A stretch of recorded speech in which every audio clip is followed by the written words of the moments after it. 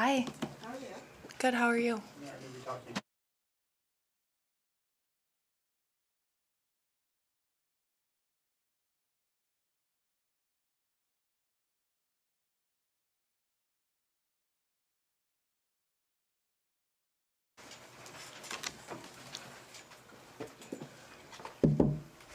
Okay, we have Merritt Beeson and Allie Batenhorst. Questions? Just for either of you, what were your initial reactions on your pairing and then just the rest of the market around you? I think we're really excited about it. I think we've worked really, really hard this season, and I think we got a good lineup, and we're ready for it, and we prepared well, so. Yeah, I think all of us were just really excited to get started, and like Allie said, we have lots of good matchups coming up, and so we're really excited about the draw that we got, but like she said, we've worked really hard this entire season and since January as a team to be in the position that we're in, so we're really, really excited to get started. Allie, was it nice not to have to wait? I mean, Nebraska was the first school listed out, then you had the first pairings announced. Was it nice not having to wait through all the tension and drama? Yeah, absolutely. And I think in the previous years, like my freshman year, I think we were ranked 10th, and we were kind of waiting the whole time to see, and it was just kind of nice to just immediately know exactly where we stand and just have that moving forward. I know you're not supposed to look ahead, but was there another team in your region that caught your attention? Yeah, obviously I'm excited, though. I love a lot of the girls on that team, so I'm excited that there's a chance that I might get to see some of them, and I think it'll be pretty cool to play them again, but I definitely wasn't expecting it. It was kind of a shock, but I'm excited. Got to win matches before that one, though. Allie, in what ways does it feel different going into the NCAA tournament this year than last year? I think we just kind of have a lot of confidence, obviously being number one, and we obviously had a really good Big Ten season this year, and I think we've just prepared really well, and I think this group comes in every day in practice and just has that mindset of we're going for it, and I think especially in postseason, that's the most important thing, and that's the most important mindset to have, and we're going to go in with a lot of confidence and play fearless. How do you guys feel like you responded yesterday after coming back from a loss? Yeah, I mean, after every match, whether you win or you lose, you're going to learn something, and so I think we learned a lot about ourselves and about who we are as a team after the Wisconsin match, and we knew that we weren't playing at the level that we wanted to play at. We knew that we weren't necessarily fighting at the level that we wanted to fight at, and so I think we just kind of switched back into normal Nebraska volleyball mode and kind of just refocused on what has worked for us this entire season, and I think that helped us a lot in that Minnesota match, and obviously we didn't get the outcome that we wanted that night, but I think from here on out it'll just be more focusing on our side of the net and making sure that we're playing Nebraska volleyball and as the identity that this team has created. Merritt, what's it like to watch that show and have them talk for several minutes about Nebraska, and especially Lexi and Lainey, and show them? Yeah, I mean, obviously we take a lot of pride in our defense, and those two kind of lead the backcourt defense, so I think it's awesome that libero and DSs are getting that much attention, because I know that position often doesn't get a lot of attention, and so for them to both be recognized was really, really cool, especially as the number one seed. I thought that was really special, and so I'm really, really happy for them that they got that recognition and they kind of got a little bit of the attention that they deserve, because they are really, really key and core players on our team, and they carry very big roles for us. So I was just very happy for them and very, very proud of them.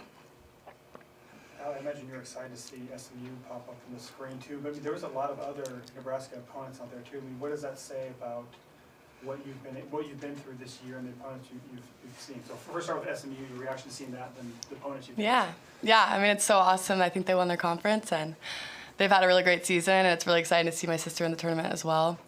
I think as far as season goes, I think we've had a lot of great competitors, and a lot of the teams we have already played are in the tournament, so I think it goes to show how strong our schedule has been this year and how that's prepared us really well moving into postseason. Allie, in years past, I'm sure the uncertainty for you guys has always been, who you're playing and also where you're going, knowing that you guys are going to be here until the Final Four. How big is that for your guys' tournament run that's ahead?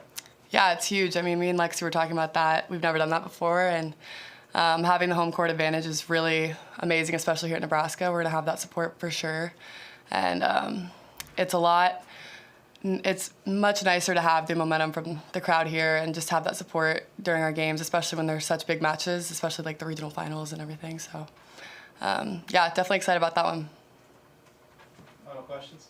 Mayor, what has been some of your biggest takeaways from your first Big Ten season, and how do you anticipate that helping you as you move forward? Yeah, I think the Big Ten tests you day in and day out. And so I know for me individually, but also us as a team, each and every match, no matter who we're playing in the Big Ten, we're learning something about ourselves. We're growing in some aspect. And I think that's really special to have in a conference season because, like Ali said, it is preparing us for postseason. And so I think every single night, I mean, Coach talks about it all the time. It doesn't matter who we're playing. It's going to be a battle. And so we've been tested a lot already this season. And so we've just taken little moments, little wins throughout the season from each of those Big Ten opponents. And ultimately, we're creating it into what we're going to carry in with us in the postseason. And so for us, it's just kind of been building that momentum, building that confidence, building our team chemistry and all the different ways that we were tested. But I would say the Big Ten is definitely a big test, and it's a challenge every single week, no matter who you're playing, and that would be my biggest takeaway for sure. Mayor, for you individually, how have you been able to have such a profound impact on this team and now a record that puts you in this position to be the number one seed in the tournament? Yeah, I mean, they all did a great job when I came in, and I know the freshmen would say the same thing. They opened all of us with welcome arms, wide open arms, and I think that was huge for all of us, just knowing that we could come in, we could be ourselves, we could build those relationships. And so I have to give a lot of credit to the girls that are the returners because they did welcome us with wide open arms, and they kind of made it a very safe space for us to all come in and be ourselves and do what we do day in and day out. So I have to give a ton of credit to them. Has your game personally, did it change with your? Yeah, of course. Obviously, if you change schools, there's going to be things that some coaching staffs do that some coaching staffs don't, and that's just kind of how the game goes. Each coaching staff has their different styles, and so there's definitely been some changes throughout my game, but I would say it's been more so just understanding that I can be me and I can play how I want to play, and having a team that supports that and welcomes that. And I think that has been huge for me, but also, like I said, there's going to be little technical changes here and there as well, and so I've obviously made those changes to my game as well.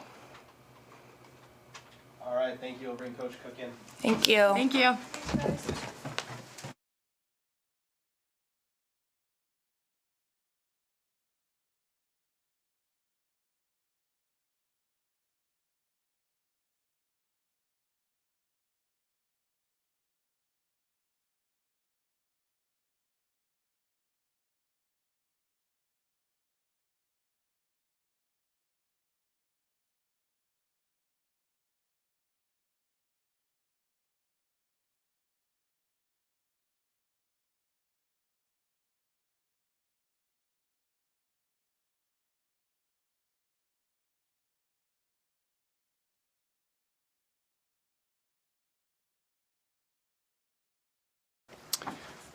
All right, ready to roll? First of all, I just want to thank, big shout out to the Big Ten for scheduling us the last volleyball game of the regular season at 8 o'clock at night. And of course, you know, we're sitting in Minneapolis when a snowstorm can't get out. So that was a lot of fun last night. But anyway, we played the last regular season volleyball match. So I guess it's another thing we can put on this year's deal. The other cool thing is, you know, I remember when early in my coaching career here, you know, we wouldn't play UNO just because of RPI, and same with Creighton, and we started playing Creighton, and when UNO opened Baxter Arena, we went up there and played. So here we got 3 schools now in the NCAA tournament. So I think this is huge for the state of Nebraska, huge for those 3 programs. All 3 Division I programs are in the NCAA tournament, so congrats to those guys. Nebraskans have a lot to be proud of. We are the volleyball state, and then you've got Wayne State, who's ranked number 1 still in Division II. And I know there's a bunch of other teams, NAIA, Kearney, that are all doing really well. So anyway, it's just, I'm very proud of the volleyball in the state. I hope Coach Pettit is too, and all the people, all the high school coaches. I got a text from John Peterson yesterday. He used to be at Columbus, SCOTUS High School, and won, I don't know, 9 state championships or something. So it's just really cool. There's a bond here in the volleyball world, and here we are in little old Nebraska and doing some great things. What does that say about the job that Matt has done at Omaha? They started, what, like 0-9, and now they're in the tournament? Well, he's scheduled really tough, but really, their conference to me makes no sense. The conference means nothing. You just have to win the tournament. So it all comes down to, can you win? I don't know. They play 2 or 3 matches to win the tournament. So I know they've been really close. I can't remember, it was last year before they lost 15-13 in the 5th. So it's awesome, and I've been, whenever I speak, I brag about volleyball in this state, and and there's going to be a day where all 3 Division I teams would make the tournament, and you're going to have a lot of states there's nobody representing, and so it's, I don't know, it's just really cool. What else? What are the strengths of your team that should serve you well, how you play, or your mindset that should make you a good NCAA tournament team? Well, I was glad to hear when they said we've had the most top 25 wins. Is that what they said in the show? So I had no idea of that. I was hoping, Nate didn't ever told me. So, so obviously we've played a tough schedule. We played in big matches. We played in sold out arenas. So I just think our players now, I think they thrive under these matches, and they're used to it, especially our younger players. And so we've been battle tested. We know what it's going to take. We know how to win. We can win a lot of different ways, which we've had to do this year. And we can win with a lot of different players getting hot, and or just having a really great balanced attack. And our one staple is always defense, and I'm glad to see we were 2nd or 3rd in the nation and still in defense. That's saying something for some of the teams we're playing. What do you think of your draw? I haven't, I look at that stuff. I get all confused on seeding and whatever. I think the committee, just as a snapshot picture, again, I'm in there with the girls. They're doing Secret Santa, and they got a lot of stuff going on, so it's hard to focus. But it looked to me like they did a really, really good job, and they're right. There's going to be some great first round matches, some great second round. I mean, this is going to be a wild tournament. There's so many good teams now, and just when you see them all up there now, it's like, wow. You can't really. It's going to be really hard to predict. The sheets. Like the NCAA basketball. I just think volleyball's in a great place, and there's a lot of great teams, and there's going to be a lot of great matchups right away.